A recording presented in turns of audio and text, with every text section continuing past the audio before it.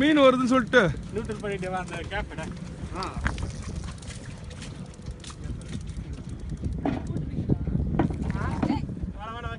சின்ன மீன் பொடி மீன் என்ன வேலை பண்ணிடுச்சு பாரு நம்மள. வஞ்சரம்பா. வஞ்சரம் சூப்பரையா.